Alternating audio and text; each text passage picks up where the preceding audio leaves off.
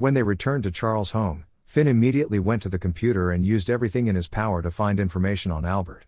Fortunately for him, there was some information about Albert on the web. Albert Downey was a young businessman, originally from Denmark. He made a name for himself in Europe and was very successful. The text hinted that Albert had some connections to the criminal world, but did not dare to reveal it blatantly. Finn took a deep breath. It didn't matter if the bits of information he had were useful or not, it was best to be prepared. The feeling Albert gave him was horrible. Tristan was sitting in his office, looking over some files when the door suddenly opened. Charles casually sat across from Tristan, his self-invitation evident. "I've been thinking over something for a long time, and now I've decided to tell you." President Liu. The secretary in the doorway had a look of frustration. She couldn't have prevented Charles from barging in. Tristan expressionlessly waved his hand at her, indicating she should pay no attention to the intruder. Tristan slowly raised his eyes to look at Charles. "The least you could do is close the door after yourself." Then, in a voice that carried a hint of mockery, he said, "Your dear Finn's not accompanying you today?" Charles shrugged and leaned back against the chair. "You should know. I'm a respectable gentleman." He lit a cigar and began to take small puffs on it.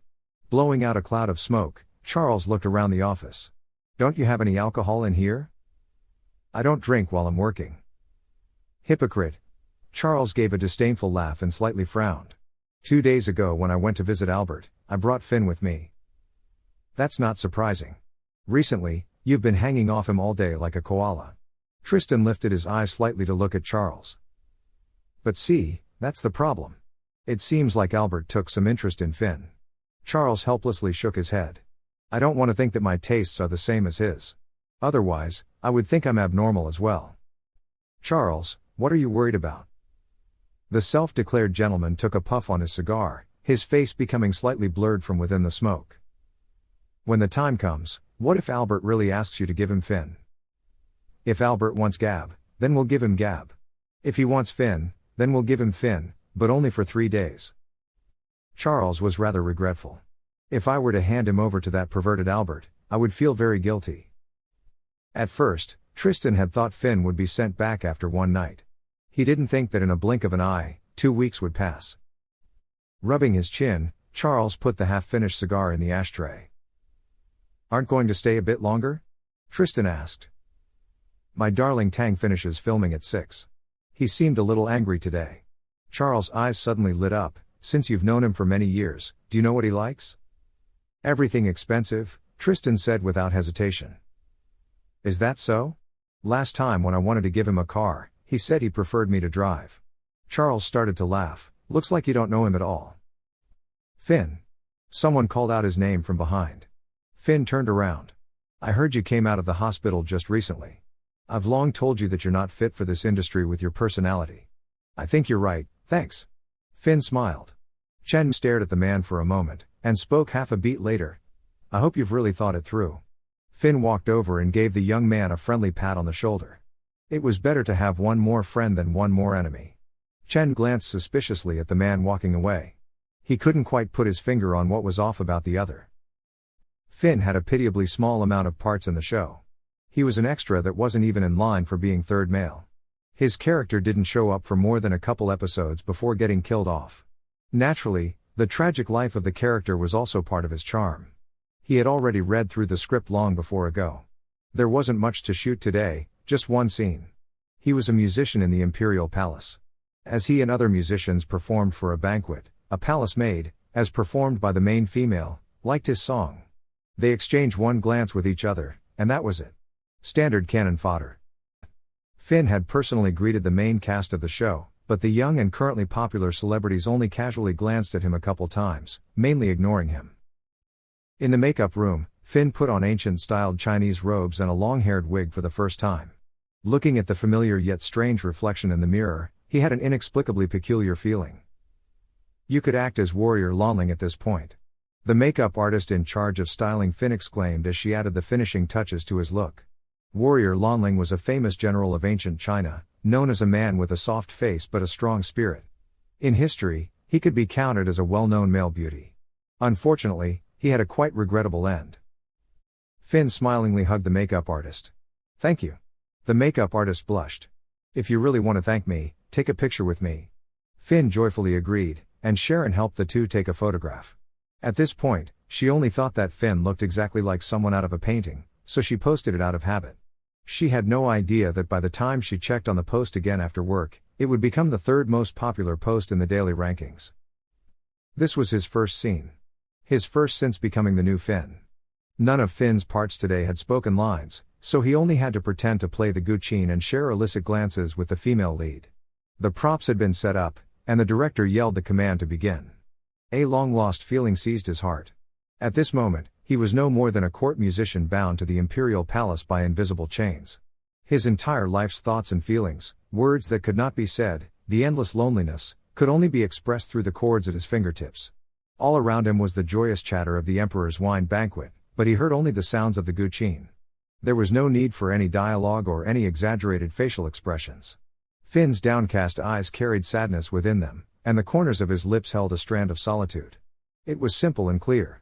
1,000 words couldn't win over the bit of melancholy caught between his brows. The scene was still a faraway shot of the entire festivity, but the noisy and bustling surroundings only served as a foil for the white-clad figure. The focus of this scene was never supposed to be the musician hidden within the crowd, yet the musician was exactly the highlight of the scene. Sharon grinned. She grinned, and suddenly, she felt an urge to cry. True pearls do shine. Acting as a courtmaid in the scene, the female lead meandered her way through the crowd until, suddenly, the musician looked up and met her eyes, which carried the same loneliness as is within them. He saw a young girl's confusion and helplessness toward her future. He saw his past self through her, and in their similarity, or perhaps out of pity, the musician smiled faintly at her. He cleansed the girl's heart that had fallen into the dark abyss. Someday, he would give his life up for her. Someday, she would be the owner of the imperial harem. Looking at the countless people that passed before her eyes during the banquet, would she still remember that one man who gave her a peaceful smile? Perhaps she would, and because she would remember, she would become even more laden with grief. She would live on, carrying his hopes and happiness for him. All right, done. The director ordered. The scene was finished in one shot. Actors had to enter their role quickly, but they had to leave just as fast. Tristan? What was he doing here? The sports car was parked in a nearby parking lot. Willingly, Finn followed after Sharon and walked over. President Liu, I'm sorry we had to trouble you to take time out of your schedule and come here. Like a little lost puppy, Sharon ran over to Tristan's side. Tristan's eyes fell on Finn. Go take off your makeup and costume. You're leaving with me. Though he was swearing inside, Finn managed to keep a gentle smile on his face as he nodded gracefully. Then I'll trouble President Liu to wait for a while. I will be back soon. Sharon swiftly pulled Finn towards the dressing room. President Liu could not be kept waiting for long. She was like a little pervert, frenziedly stripping off his clothes. President Liu is waiting. Sharon kept repeating that one line. Then just let him wait, I didn't ask him to come. When Finn removed his headgear, his scalp ached in pain. He gently rubbed his head, while lifting his leg so that Sharon could take off his pants. Ah, how could you make me take off your pants? Sharon squealed, her whole face going red. She raised her hands to hide her face in embarrassment, but couldn't help peeking out between her fingers. I think you could go and take some cover shoots for magazines. That leg really is. Sharon's thoughts trailed off. She lowered her eyes to look at her own legs. Forget about it, she was meant to be a manager, there was no need to compare herself to celebrities. This was the first time that Finn was dining alone with Tristan. The car stopped outside a restaurant's door. Tristan tossed his car keys to the valet, Finn followed after him. When they stepped inside the restaurant, the head waiter walked over and warmly greeted them. It appeared that Tristan was a regular at this restaurant. It was made evident when the head waiter looked at Finn with a surprised expression. Finn knew that he wasn't the person who often accompanied Tristan for a meal here. President Liu, should we serve the same dishes as before? Inside the private room, the head waiter quietly asked, occasionally glancing over at Finn. Tristan opened his mouth slightly, but then looked over at Finn. He handed the menu over to the latter. You can order whatever you want to eat. Finn didn't hold back, he flipped open the menu and selected a few pricey dishes that suited his tastes. It didn't matter if the dishes didn't suit his appetite, what was important was that they were expensive. It was rare for President Liu to invite him out to eat, he had to make sure the other didn't lose face. Just serve what he ordered. Tristan didn't even bat an eye at the prices. Yes, please wait for a moment. The head waiter left the room quickly, closing the door behind him, making sure it was unlocked. This time, Finn was smarter. With people like Tristan, he didn't need to take the initiative and start a conversation. The more he spoke, the easier it would be for the other to catch his weaknesses and inconsistencies. Therefore, Finn lowered his head and silently drank his juice. If one had to compare who was better at enduring this sort of awkward silence, Finn was sure he wouldn't lose. People who had died once would naturally become more thick-skinned. In his new stolen life, there was no need for him to consider other people's feelings or opinions. Minutes and seconds passed, but the room remained quiet. Even when the head waiter came in with others to serve the dishes, the two of them were still each doing their own thing, drinking juice, reading magazines, or playing with their phones. "Please take your time and enjoy." The food had all been served. The head waiter bowed slightly and left, this time making sure the door was locked. Before closing the door, the head waiter tossed one last flirty glance at Finn. As he accidentally looked up and met the waiter's eyes, Finn was so startled that he almost choked on his juice. "Drink slower." Tristan lifted his eyes slightly, and handed over a tissue. "Thank you." Finn accepted the tissue.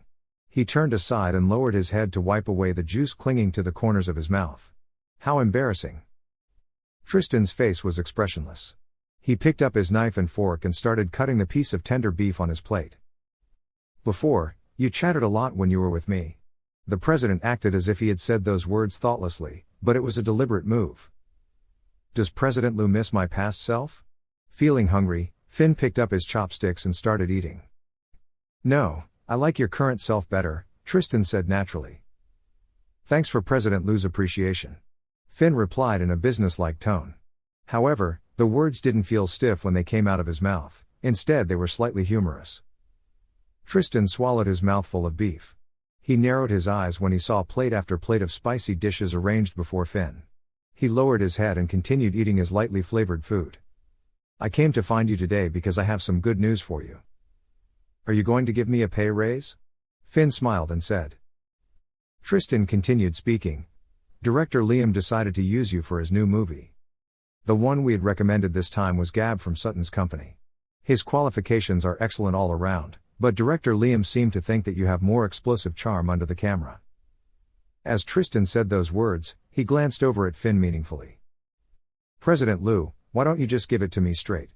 Was I chosen or rejected?" Tristan was clearly playing with him. Tristan put down the knife he had been holding. "Let's say it like this, between Gab and you, there is a higher chance that Director Liam will choose you.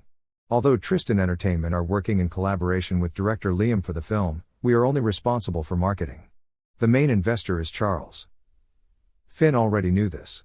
So what? Tristan just couldn't finish in one go. "Gab was able to audition for the movie due to your deal with Charles, but clearly, Charles has been infatuated with you lately. So he, as an investor, has issued a request if you become the lead of this movie, he will increase his investment. Director Liam isn't someone who can be controlled by the investors. His final decision isn't clear yet. Other than you and Gab, he is also recruiting actors from Japan and South Korea.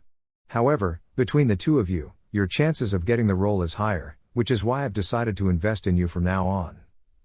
I'm your employee, and I make money for you. From the start, you should have invested in me instead of someone from your business competitor." Finn didn't feel much gratitude toward Tristan. He knew his self-worth.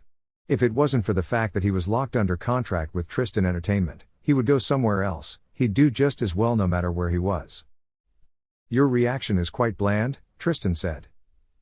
"President Liu, I won't disappoint you. And I certainly won't disappoint myself." Tristan smiled faintly. "A few days ago, Charles brought you to a few places and you met a few people. But you should focus on your work and not worry about those things, I will take care of them." "Thank you, President Liu." After hearing those words, Finn saw Tristan in a much better light. He certainly had felt frustrated about the matter with Albert, and it was best if he had fewer things to worry about. All he wanted to do was work hard and live well. He didn't want to get involved with bothersome criminal organizations. "Are you this polite with Charles as well?" Tristan glanced over at him. "You're my boss. If you're polite with someone like Charles, he'd eat you up for breakfast. So you absolutely cannot show him any courtesy. At times, you even need to put him in his place. Otherwise, he'd really sell you off." Tristan smiled without saying anything. They finished their meal, and he drove Finn back to Charles' villa. Finn let out a sigh of relief. Tristan was finally seeing him as an actual employee.